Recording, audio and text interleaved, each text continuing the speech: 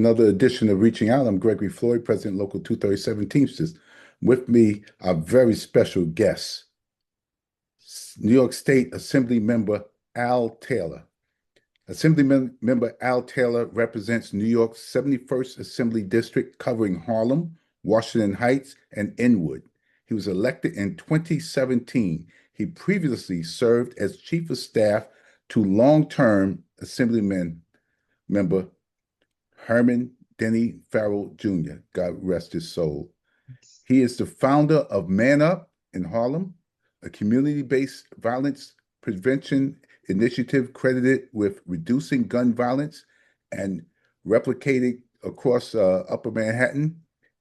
In the Assembly, Taylor has passed legislation strengthening police accountability, improving early voting access, protecting children with severe allergies, and enhancing emergency responses. Assemblyman, welcome to Reaching Out. Hey, thank you so much for the invitation. And I'm sorry you had to read a dissertation before we could open up. I don't even know who that guy is. He's been here that long. I just got here yesterday. Well, I could tell you, when you work, you don't realize all the things you do. When you put your head up and somebody starts talking to you, you say, Yeah, I did that too. But when you work every day, you don't have to count what you do. You just Amen, do right it. there. Let your work speak for you. And Yes, you're the reverend. You know what that is. It said, let the work that I do speak for me. All right, preacher. There you go. My dad was the pastor. I'm just the son. Oh my God, you a Yeah. PK. Yeah, I'm a We ain't PK. gonna go there. If we may not have enough time, but if we do, I'm Okay. coming back, All PK. right. Now you know. Every time we meet, you just get a little more about me. Uh, Yes. you founded Man Up. We mentioned that in the introduction in Harlem Yes. a few years ago to combat gun violence. What inspired you to start that work, and how did those early community efforts shape you as a leader today? Wow.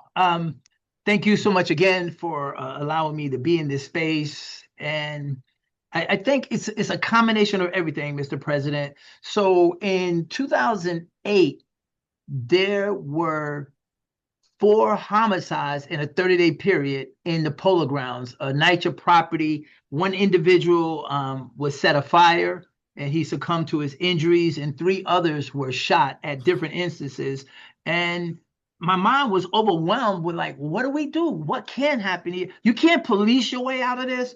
And I realized that part because there is a level of, we're not at the same page sometimes. In the best laid efforts, things will go wrong. So you don't want police in there. And I thought about it. We were already in Bronx River Public Housing doing prayer walks at that point for about 2.5 years. And we saw transformation.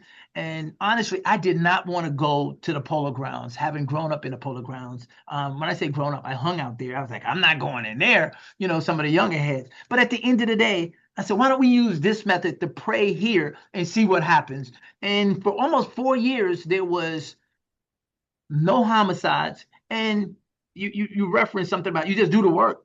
We got a call from then Police Commissioner Ray Kelly. And he said, my name is Ray Kelly. I want to thank you. I was like, who? Police Commissioner Ray Kelly said, get out. He told me that the statistics were showing that crime had dropped in the Polo Grounds. The gunfire was almost to zero. And then he gave me reports on others. So we were in Bronx River. We were and we went into Grant in Manhattan after there was big beef between the two of those. And a young lady they call, oh my God, I just blanked her name, but she was shot. So at one point we had 9 locations, predominantly 7 or 8 of those locations were in public housing, and transformation was happening before people were being funded to be, what do you call it? Violence interrupters, credible messengers. So it has prepared me by remembering where I've come from and those that are in those spaces and how do we help them. That was a long answer, sorry. No, that was a great answer. It brought us to the problem, and what you said was most impressive. Let your work speaks for you. Mm-hmm. Police Commissioner Ray Kelly, who was one of our celebrated police commissioners, I believe he was 2 terms Yes. Appointed by Dinkins. He was appointed by Bloomberg. Wow. Yeah, that's rare. Wow. One of my celebrated police commissioners, Ray Kelly, called you up and thanked you for the work that you've done, and it proved through statistics that your program was working and still works to this day. Yes. What lessons did you learn from that experience that still guide your work in Albany? Um, I forgot to mention that I also lived in NYCHA at one point, living in Dykeman prior to going into the military. And so you take with you who you are. No matter where you go, that's who you are. And I have like today, the lobbyists that are here today, the community advocates, community, it says communities, not cages. So there are always people here, community voices heard, which is part of NYCHA voice that advocates. So I'm seeing those people. And then when I'm in a room and I'm speaking or I'm listening, I have that in the background, kind of like the canvas of what I'm working from. It has some spots on it because those are experiences. And then how can I add to that? But also, am I being effective? And does this make sense? And then lending your voice in that space. Like, everybody doesn't have an intercity experience, but whether you're in Buffalo, Rochester, New York City, if you lived in an urban setting, you know what it is, and we get the short. So advocating, I used to tell people, I got my mother's mouth. Like, she worked for the hospital and she had a big mouth. And finding your voice in this place is easy when you know why you're here. Mm-hmm. Which hospital did your mother work in? My mother worked for she worked at oh God, come on, I'm gonna tell you exactly what it is. She used to work for it's the hospital. I'm thinking hospital, I'm thinking about what she did. I wanted to say It was Patrick. I want to say I know what she was. She was at 168th in Fort Washington, and oh, she worked with those that had mental health issues. okay. Yep. She was Yeah. in that profession, Okay. and she used to work. There was one upstate. And it seemed like everybody that migrated from the South was able to get into the hospitals. So my mother worked at the hospital until she became ill and had to leave Harlem to go to Dykeman. But I want to say Psychiatric Institute right there on 168th in Fort And Washington. I'm sure it's been since closed. And It may have. yeah, Yeah. because a lot of the state institutions have closed. So, what do you believe needs to happen now to improve safety and quality of life in public housing across New York City? I think we need to make sure we're listening, not just to the residents. Or no, let me back it. Listening to the residents, listening to the workers, and then coming to a space and say, well, how can we do what we do better? For example, NYCHA residents in my office, we get a lot of them that are coming in because of heat or hot water, but also they're looking to maintain their residence. And by that, what's the term? It's escaping me. Like when you're in a tenement, if someone dies, you have rights. And in nature, if you don't have your name on the lease, they want to remove you. And it sometimes it can be just a glitch. You don't know that you're not on it because the head of household didn't tell you you weren't or you were. And at that point, when the person is deceased, you find out, I'm not on it. So now we're advocating to make sure that those folks are still able to stay. And if they can't, what is it? Succession rights. The succession rights that NYCHA has is different from what other folks would have. So for me, advocating, and especially in Polo Grounds, one of my favorite places, there's so much going on right there.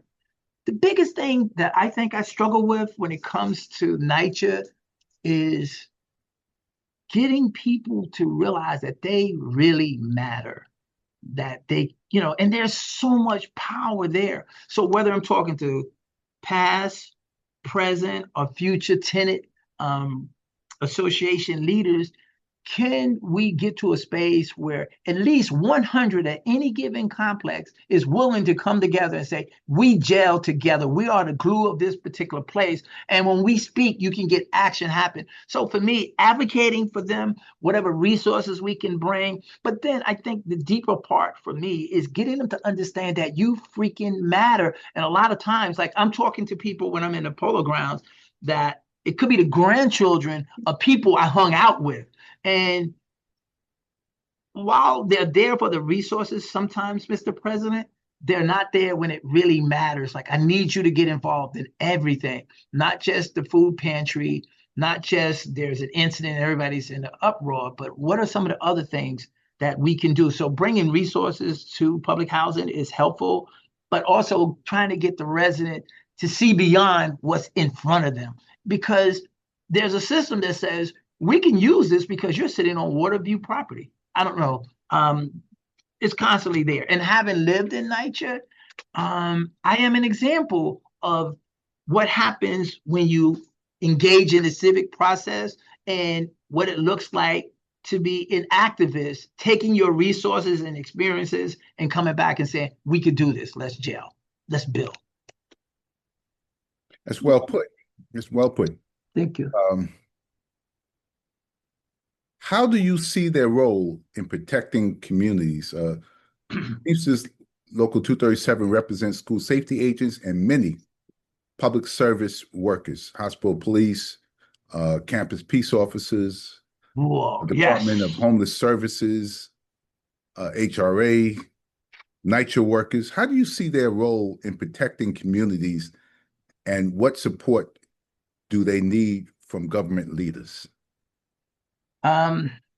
Great question. I think being attentive to what you or your organization may present to me, but public service workers are the backbone of New York City. Nothing happens without them. So whether they're, I mean, like literally you can't move in the morning because there's a school safety person right there. Bam. Right? They're right there. They're doing the things. The safety agents, when I go through the schools and, okay, you have your ID? Yeah. They're keeping our community safe so we don't have I want to be respectful, some of those tragedies that have happened outside of this city that people say is out of control. We don't have mass shootings because they're in place doing the things necessary, not only to keep the residents in the community safe, but every child that walks through that door. And anytime there's an opportunity where somebody does something unintelligent, you guys are right there on it, making sure that that kid isn't moving through the system with that. Government must be supported with proper training, fair compensation, and safe working conditions, and with respect to their work. You can't find people that are working to protect others that you can't protect them. They got to be protected. So however way I can be a voice, however way I can lend my support, and I want to thank you for over the years of supporting me. I feel like that guy, Two Gun Sam, like, you doggone rootin' tootin'. We got to take care of our safety workers. We got to take care of our city employees. And especially, I'm trying to think of this guy.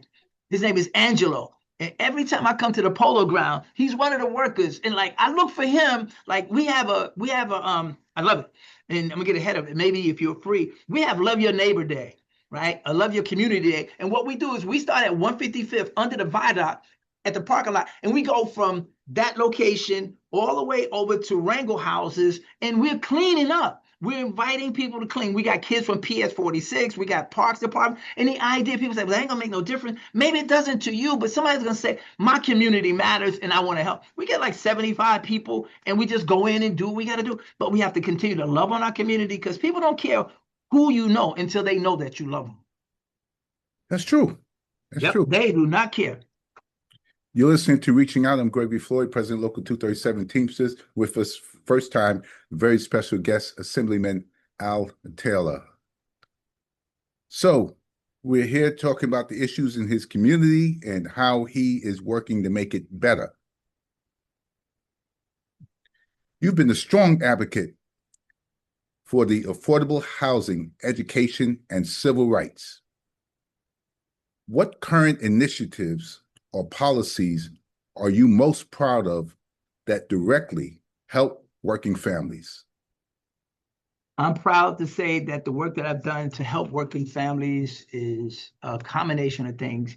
Tenant Protection Acts, signing on, co-signing, leading legislation and conversations about affordable housing efforts, education investments, and access to mental health resources. So, and I want to underscore the mental health piece. And I remember having this conversation with the governor just before we went into COVID, because I had a family member, I don't want to say where they lived in NYCHA, but when they've got all the resources around them, they're able to go to work, follow their schedule. But the minute there's a disconnect, they're out there with a bat wielding it. And the people in the neighborhood, because community is important, know her, will reach out to a family member and say, oh, she's da da da. And even the local police know her and they handle her differently and they get her where she needs to be. But in a society that we live in right now, everybody doesn't know you. And if community is not engaging, then that individual can end up in a morgue based on somebody feel threatened. And rather than talking that person out of that scenario or down, they rather shoot them because they had a bat. So it's important that we continue to work to make sure, and I want to focus, and it has always been making New York livable and affordable for the people that keep it going. Working families should definitely not have to choose between feeding their families, getting medicine, or paying their rent. We got to make sure that they can pay their rent and feed their family and just level the playing field financially. And so I'm always advocating. One of the things that the governor has in a program in her budget is universal child care. If there's a place for your child to be that's credible and safe, that means you can go to work and not worry about where your child is. And it bears out. If we look back maybe a year or two, some folks had a daycare, and in that space, Mr. President, fentanyl was in there, and a child died needlessly because of that. So we want to make sure that we have viable places that are vetted that can take care of our kids while that parent is at work trying to get ahead. And in the Black and Browns community, it's crucial, not just in New York City, but across the state, to make sure that we make the universal child care available, but also making sure fair wages for folks that they can live and thrive, not just make it from paycheck to paycheck. I remember that incident where fentanyl was being stored where children Yes. watched the nursery. Yep. And Yep. It was a very chaotic situation. And fentanyl is dangerous, very dangerous. It was inhaled while the children were sleeping. And yes, yeah, tragedy occurred. Yes. You wear many hats: pastor, community leader, and legislator, but you only have one head. What The cat in the continues to hat. motivate you? With many hats, one head. What continues to motivate your commitment to public service? I think our faith should guide us. And if someone professes their faith, then I really like, not judgmental, but look to see. One of the things I learned from the late Denny Farrell was a broken clock can be right twice a day. So we may not rock or agree on a lot of things, but it's okay to have the dialogue because there may be something in the middle, and issues will bring you to the table. So for me, service is a calling. A lot of this stuff, thank God that I am a legislator, but I'm also a pastor, and in service is what we are. And one of the things, if you look into this book, and it says, what are our responsibilities? Seek justice, love mercy, and walk humbly with our God. And if we do those things across the board, we're good. Now, I don't care what your faith is, but if your faith is what you tell me it is, then let me see it in action. What does it look like in action? And I try to represent what I believe, that everybody is entitled to service regardless. And how can I help them? And I may not even agree with them, and we may not even speak, but you are at the least entitled to this service, this benefit. No one should be denied housing. Housing is a human right, and God is asking us to do unto others as we would have them do. When I was hungry, you clothed me. When I was naked, you fed. When I was in prison, you visited. So you just use those same things I do. And that's how I model. People say, you always uppity. Not uppity, but you always, well, this very same energy used to get me in trouble in elementary school. He does his work, he's too talkative, and he doesn't stay in his seat. And that's what would be on the back of my report card. And then I would really catch it. Oh my God, back home. Now, if my mother were alive, she could see I get paid to talk and not stay in my seat. Well, you were just rehearsing for what you were getting ready to do in life. And sometimes we don't recognize what is someone's strength, and they're showing us what the strength is. And you mentioned former and deceased member Denny Farrell. Yes. And I remember we used to have lunch with him at least once a year. Uh-oh. At Raymond's restaurant. Coogan's? Raymond's on 17th Street and 6th Avenue. Oh, get out. He used to come down. He had a convertible. He used to come down in that convertible. And I would look at that convertible. I said, man, look at that convertible. And he would have lunch with us. And I just learned so much just sitting down talking to the man. Uh-oh. I got to catch up and do some lunch with y'all once a year. And I'm going to pull up in my convertible. Well, you and I see each other at least. Oh, we do catch up with each other. Yeah, that was his thing. Your thing is something else. Don't do him. Okay, good. All right. You and I know where we see each other. I enjoy running into you. Alex, you gave me a signal and I didn't catch the signal. Okay, you gave me a 2-minute warning. Uh-oh. What message would you want to give our listeners and viewers about building safer and stronger communities together? Wow. This is when you look at the camera. Now, listen, I think, what would I say? I would say to the audience that's listening, be the best you. Don't give up. Do not engage. Even when it looks like it's useless, don't. I want them to know that their work matters, their voices matter, and I'm here because you've been so doggone supportive of me from day one. And I hear what you're saying, and I always want to resonate what you're saying to me. So lean in on me and our colleagues that you have here, and it will build strong communities are built by working people, as well as all of us have a role to play in creating a city that's affordable, a city that's safe, and a city that's fair to each and every one of the residents where you live. Whether it's in NYCHA or in Sutton Place, it doesn't matter. We have an entitlement. And no matter what you're experiencing, don't let anybody try to define you as being not relevant. You matter.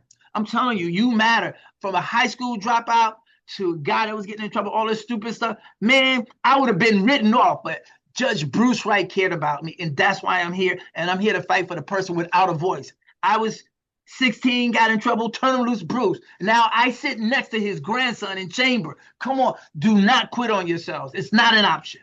Okay. Beautiful. You've been listening to Reaching Out.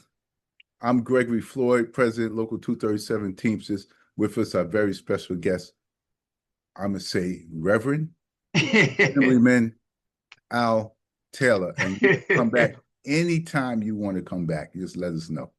Thank you for coming on. Thank you, Mr. President. Thank you all very much.